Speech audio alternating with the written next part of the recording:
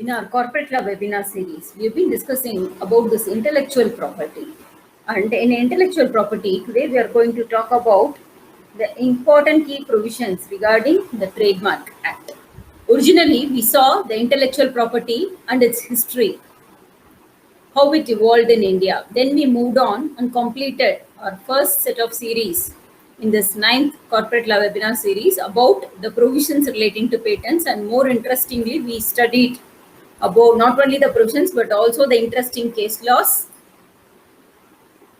in the limelight considering the current scenario of COVID. In continuation of the same, we are going to read and understand about the provisions of Trademarks Act, and also we will see a couple of judgments, and today also we are going to see one such recent judgment which was passed due to the outbreak of COVID. Thanks to my team, Hari Santoshi and Aishwarya, for this presentation. Why do we have trademark, friends? The company or an individual or any set of organization, they do register the trademark. Why do they do that? Primarily to protect their products or services, distinguishing those from the products or services of the competitors.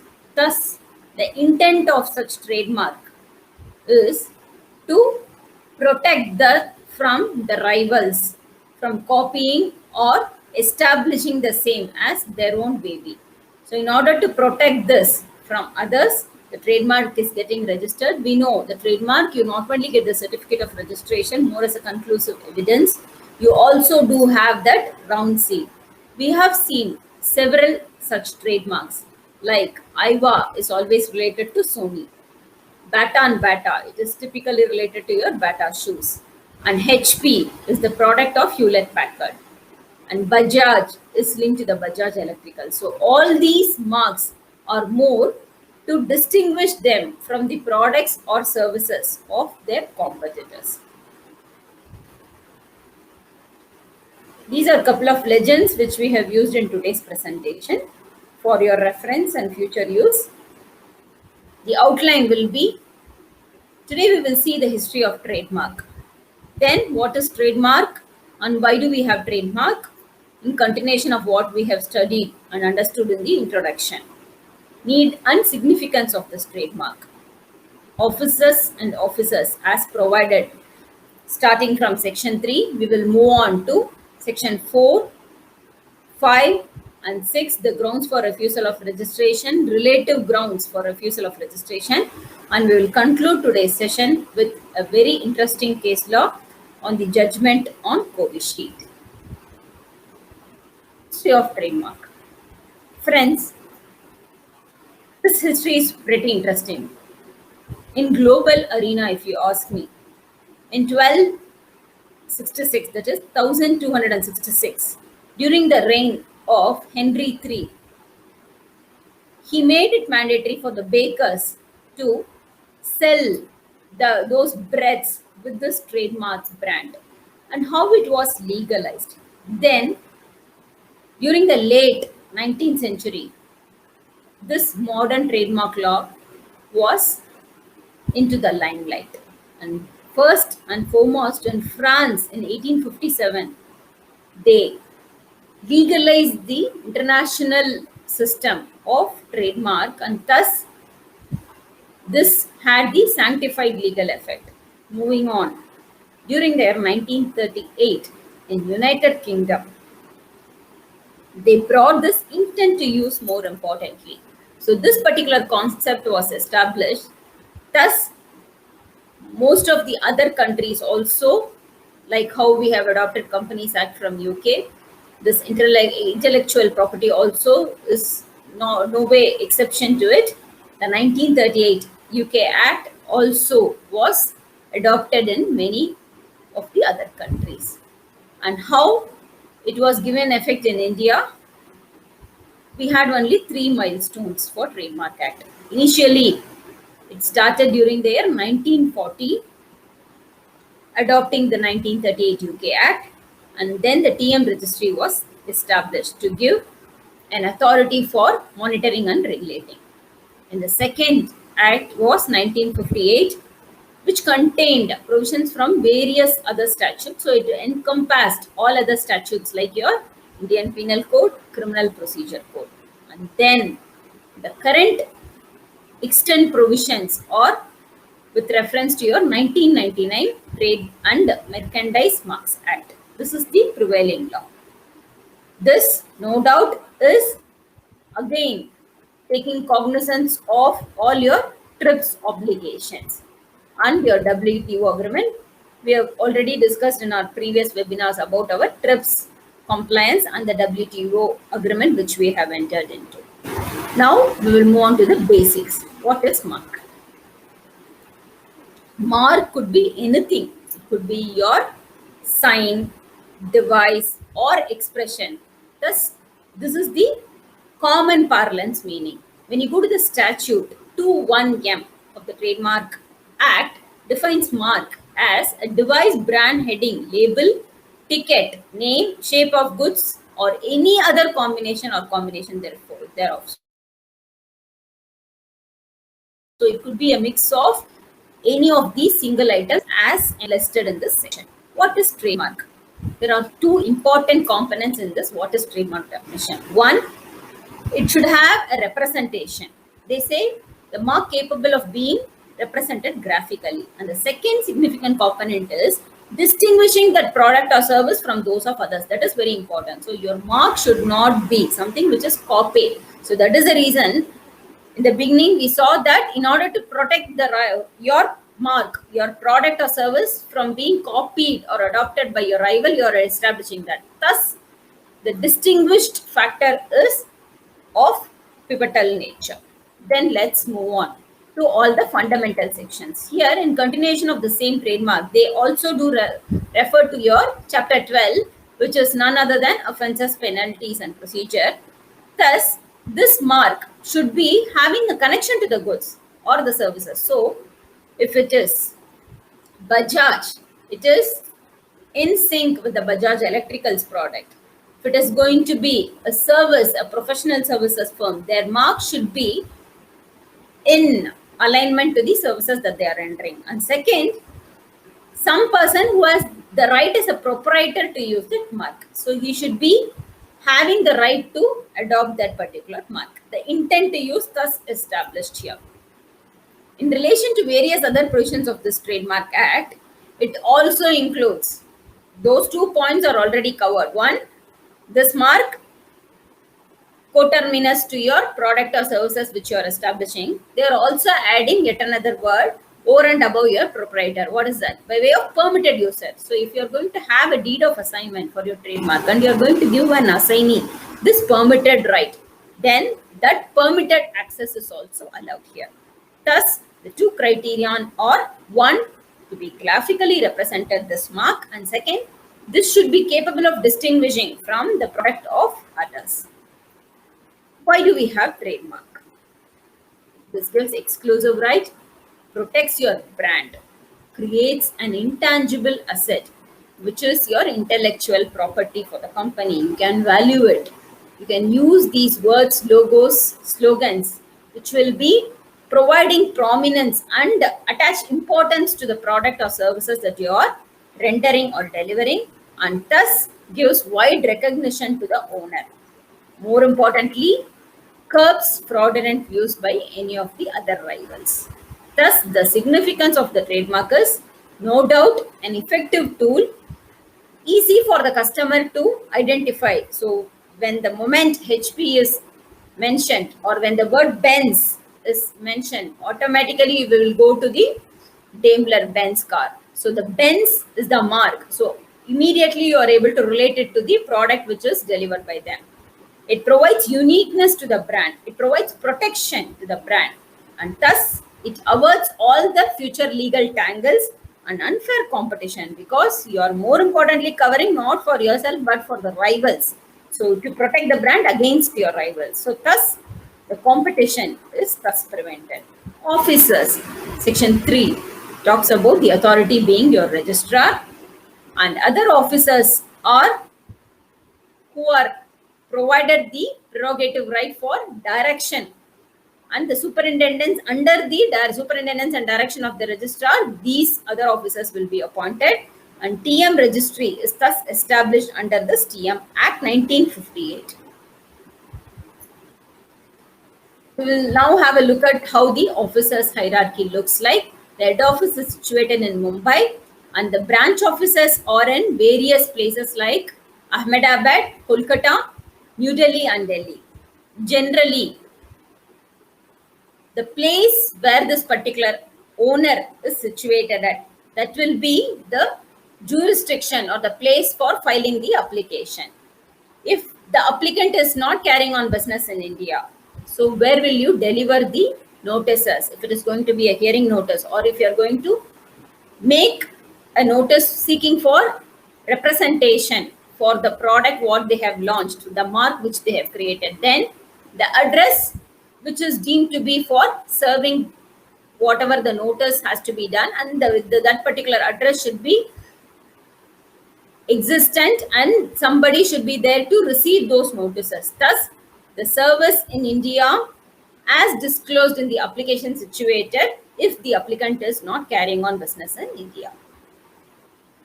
We move on to the next section, the register of trademarks. Section 6. This is more of procedural nature. Main register shall be kept at the head office. A copy of the register shall be kept at the branch offices. And a grandfathering provision is also there. In terms of 1999 Act, at the commencement of the Act, if you already had a register, that is your 1958 Act or your 1940 Act, what will happen? All those key elements should also be incorporated and form part of the register which you are maintaining. Thankfully, the electronic form is also allowed, and register shall be kept under the control and management of the registrar. And more importantly, section 148 talks about documents which are open to public inspection. A copy of this register and the documents, those documents as enlisted by way of notification in the official gazette, those list of documents shall be kept at the branch office and not the other documents. We move on to section 7, the classification of goods and services. We are going to see while reading the next section, subsequent slides, in Hyundai case, how the class 9 and class 12 assume significance. Likewise, each class of goods and services, the registrar says that they shall classify the goods as per the international classification of goods and services. When you see what is international classification of goods, it is also known as NICE classification, as established by virtue of the NICE agreement during the year 1957. Thus, this particular classification of goods is for the purpose of registering your trademark. Say, for example, I am starting one NBFC and I am going to render financial services. Then I have to select under the drop-down box class 36. So if it is going to be an automobile industry, we are going to see in that particular case law, class 9, the parts and fittings of devices is being adopted. Thus, the class is more related or connected to the products or services as already defined in the operative section, which is what is trademark under section 2. We move on to the next section, which is very important, grounds for refusal of registration and limitations. What are the limitations with regard to your color? Trademark shall not be registered when you're not capable of distinguishing it from those of another, because already we studied that the charging section says that there are only two important segments for a trademark. One is it should be graphically represented. Two, it should be capable of distinguishing from those of others. So the very intent of this particular primary component of distinguishing the product, if it is absent, then no point in registering. So that could be one of the significant grounds for registration. Or if it has become like part and parcel, or it is a customary in the current language or in the established practice of trade, so it is no way different and it is already adopted as a norm, then that could also be a ground for refusal.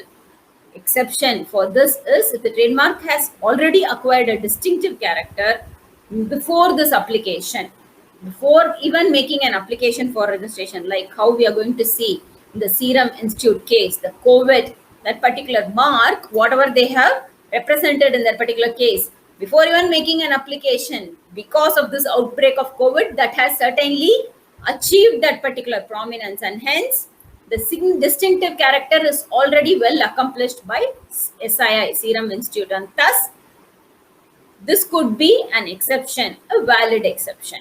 A mark shall not be registered if it is going to cause confusion. I already have Benz, but the other person is going to again adopt the same Benz.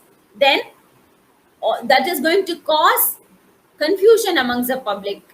And more importantly, if it is going to be for the same class of product or service, and it is affecting the religious sentiments, if it is going to be anything, because our fundamental right is to carry on our religion. So if that is going to be affected, then your fundamental structure itself is going for a toss. Or it contains scandalous or obscene matter, or like how your name is rejected under Companies Act, under name availability guidelines, if it is prohibited under your Emblems and Names Prevention or Improper Use Act, similar provision is also well established in your Trademarks Act 1999. A mark shall not be registered if it consists exclusively of a shape which results from the nature of the goods. All the three are related to shape. The shape to obtain a technical result, or shape that gives substantial value of goods. So in all those cases, a mark shall not be registered. Color. Section 10 talks about color. So there is a mark. I'm going to give blue color to it. Then if I'm very specific to the combination of blue, and I'm going to specifically mention it as not only the mark for the color also, making a combo mark, the collective mark there, then it shall be deemed to be registered with all the colors in place. And if it is not provided specifically, a trademark may be limited wholly or partly to any combination of colors, and the same shall be taken into consideration to decide on the distinctive character. So it is for the tribunal to take a call whether it is having a distinctive nature or otherwise. Relative grounds for refusal of registration, very important. Section 11 talks about TM shall not be registered if its identity or similarity is well established with already existing trademark, like how a name is rejected because it is already with an existing name, or it is similar to an existing name because the pronunciation appears to be like a similar name, or more importantly, it creates a confusion or deceit among the public.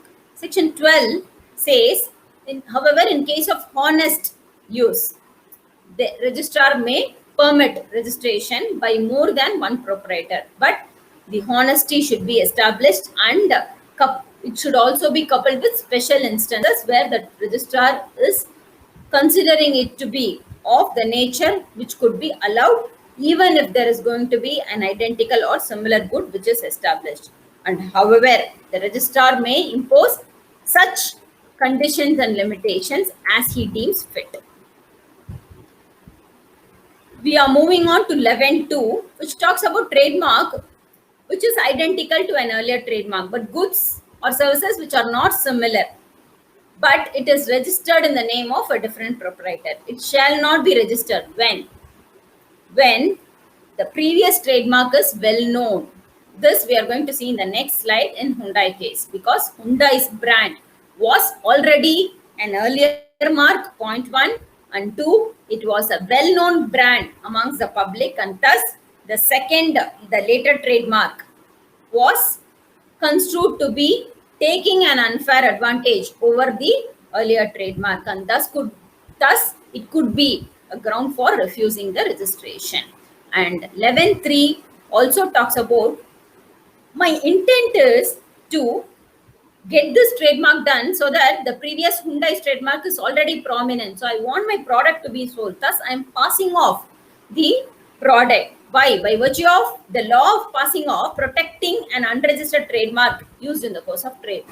I am doing it with a malified intent so that my product could also be sold in the market, because the public will get confused and they might think this particular brand also to be the brand of Hyundai. by virtue of the law of copyright. So this could also be prevented because the unified regulation system comes into place. Not only the Trademark Act, if it is going to be affecting the copyright also, then that comes into effect. And it shall not be refused unless objection on any of these grounds or listed and well established. So the ground of rejection is imperative in this case. 11.1, 2, 3A or well recognized in this particular case law. Petitioner being Hyundai Motors India Limited, respondent being Ajay Gupta. Friends, to put this case in a nutshell before we get into the judgment of the case, for you to understand, the petitioner Hyundai Motor, we all are aware, situated in Sri Perumbudur, Chennai. This company's holding company, the Korean company, already had the brand called Getz. This particular Getz brand was registered as a trademark during the year 2002. The petitioner registered the same mark during the year 2004.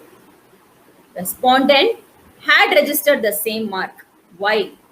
With an intent to cause confusion. And also we already saw under 11.3a the passing off instance. And in 11.2 also we saw that if already there is a well-established mark and the earlier mark is also having a well-established connect with the public, then the later mark cannot succeed.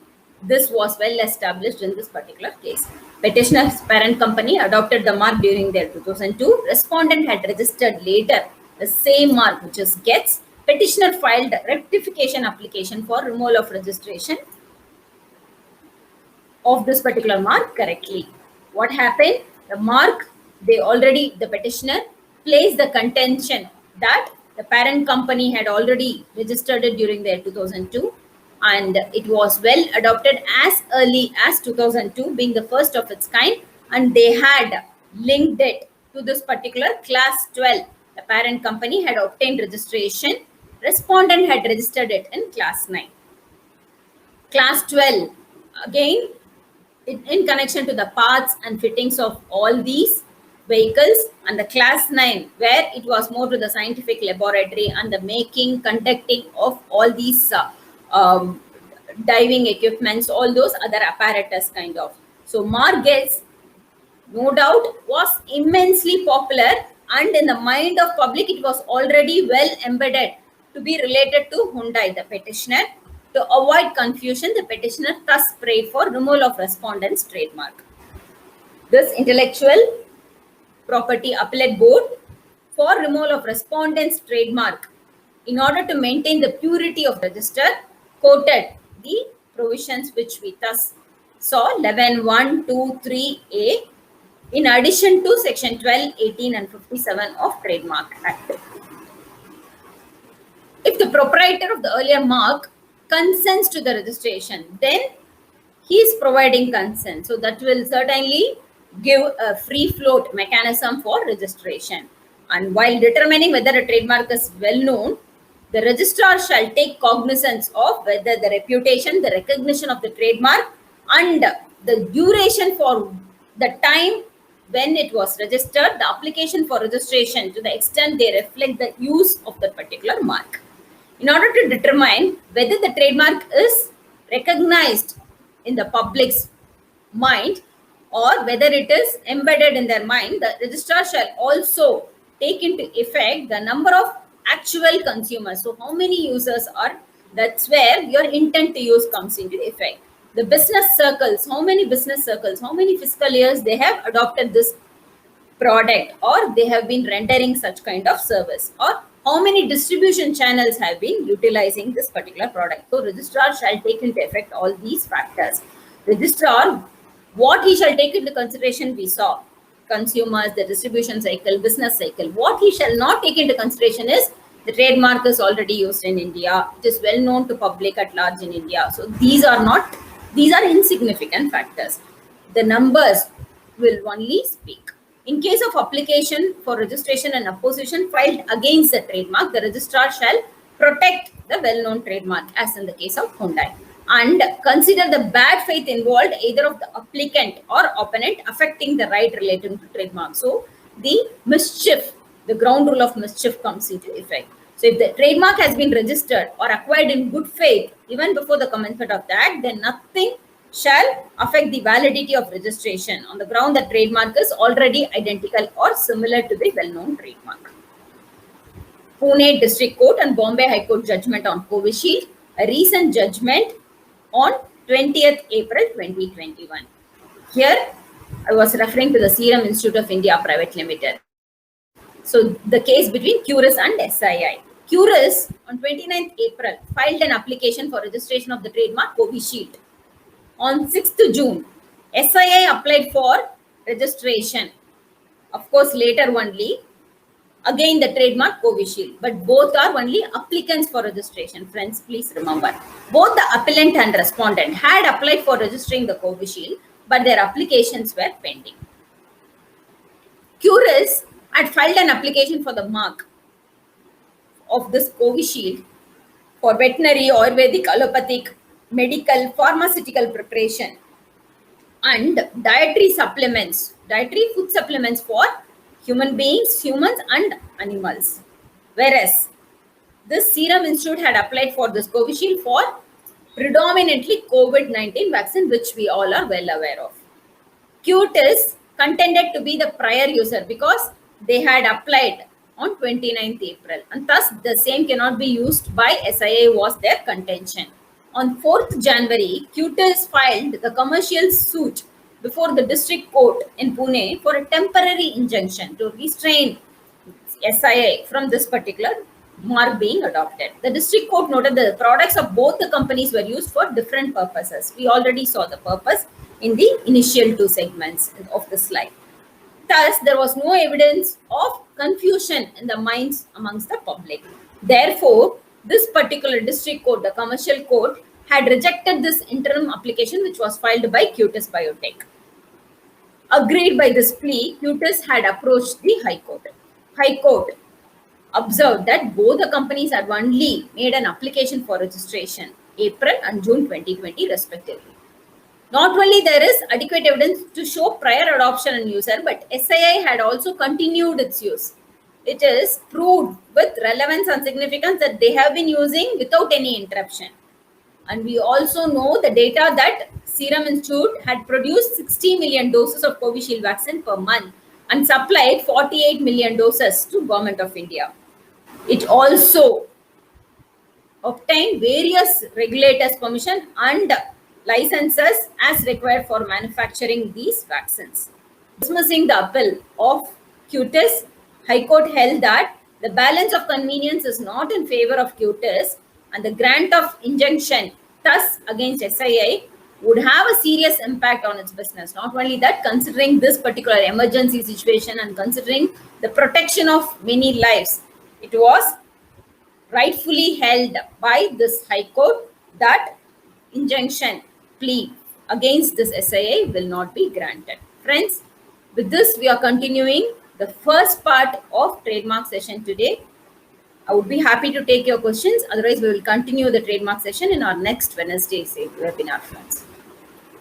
Thank you very much. Take care. Stay safe.